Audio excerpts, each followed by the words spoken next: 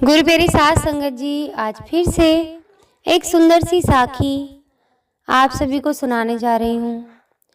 गुरु प्यारी साध संगत जी, हमारी जुबान जो है ना, हमारा सत्कार भी करवाती है और तिरस्कार भी यही करवाती है। जीभ का रस वो इंसान जरूर चखता है जो किसी के साथ बदतमीजी करता है बेवजह। कई लोगों की आदत होती है बेवजह किसी को परेशान करने की, बेवजह किसी को नीचा दिखाने की, बेवजह किसी के बारे में फिजूल बातें करने की।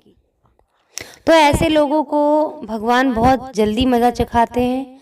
ऐसे लोग अपनी बेइज्जती बहुत जल्दी करवाते हैं, हंसी का पात्र बनते हैं, वो अलग। और उनको अपनी जीभ का रस खुद ही चखना पड़ता है। आज ऐसी ही एक साखी आप सभी को सुनाने जा रही हूँ। ये कहानी है एक बूढ़े राहगीर की। एक बूढ़ा राहगीर थक कर कहीं टिकने का स्थान खोजने लगा, यानी कि उसको आराम करने के लिए एक जगह चाहिए थी। एक बूढ़ी औरत ने उसे अपने यहाँ पर ठहरने के लिए जगह दे दी। बूढ़ा आदमी वहीं चैन से सो गया। सुबह उठने पर उसने आगे चलने से पहले सोचा कि ये अच्छी जगह है, यहीं पर खिचड़ी पका लेता हूँ और फिर उसे खाकर आगे सफर कर लूंगा। बूढ़े ने वहीं पड़ी सूखी लकड़ियां इकट्ठी करी, ईंटों का चूल्हा बनाकर खिचड़ी पकाने लगा। बटलोई उसने उसी बूढ़ी औरत से ले ली।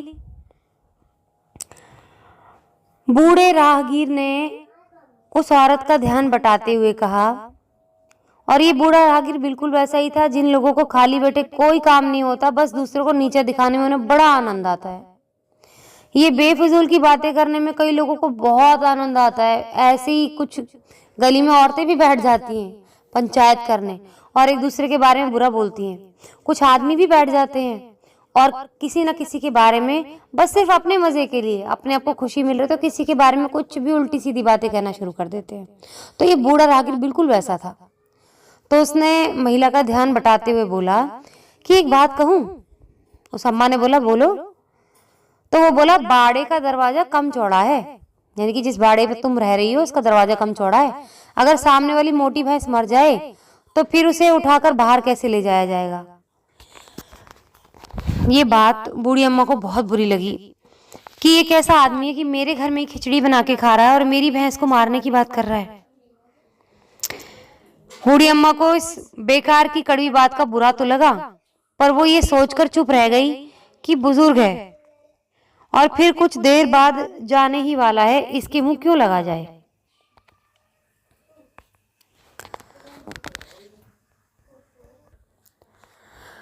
उधर चूल्हे पर चढ़ी खिचड़ी आधी ही पक पाई थी कि वो औरत किसी काम से बाड़े से होकर गुजरी।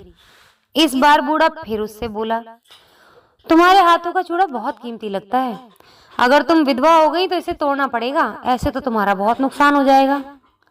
ये बात औरत से सही न गई, क्योंकि अब बात उसने उसके सुहाग पे की थी और उसके सुहाग पे कोई बात आई तो कोई भी औरत अपने सुहाग पर बात बर्दाश्त नहीं कर सकती।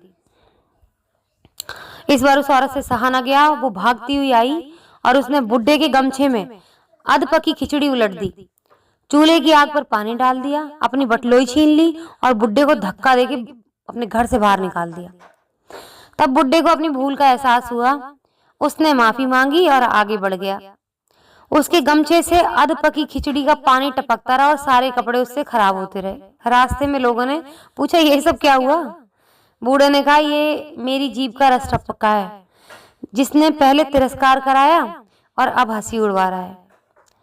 तो गुरु प्यारी साध संगत जी, मतलब ये है कि पहले तोलना चाहिए इंसान को, फिर बोलना चाहिए।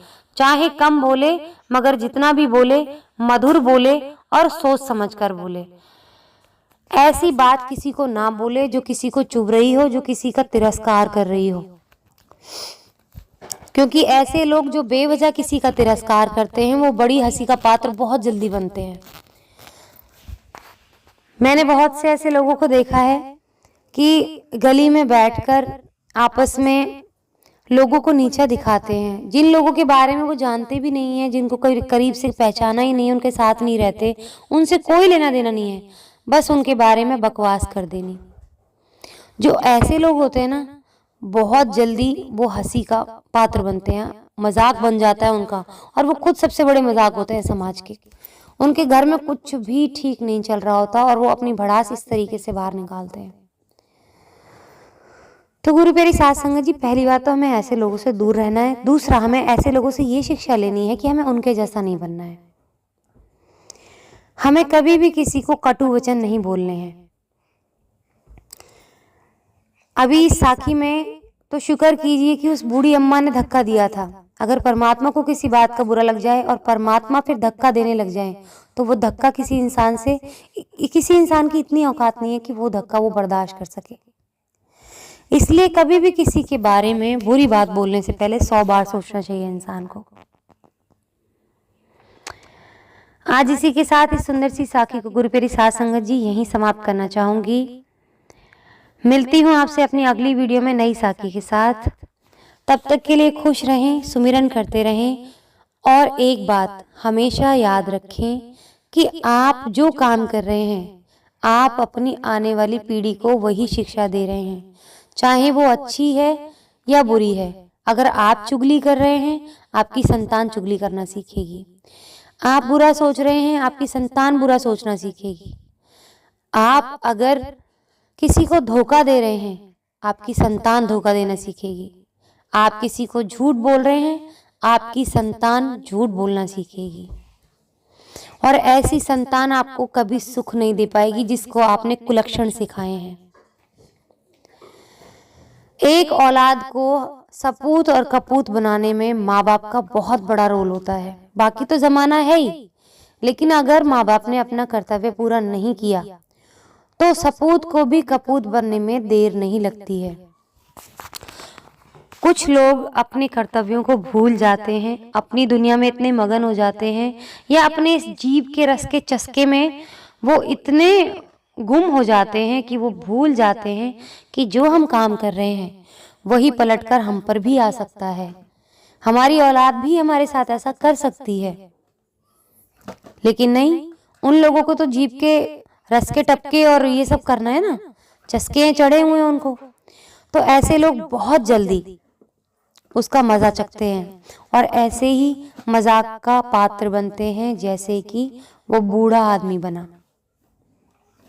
जो बातें किसी भी इंसान ने किसी का तिरस्कार करने के पर्पस से कही हैं, बेवजह किसी बेकसूर को कही हैं, तो ऐसे लोगों का तिरस्कार पूरे समाज के सामने होता है, भगवान के सामने होता है, और ऐसे लोगों का कभी भी भला नहीं होता।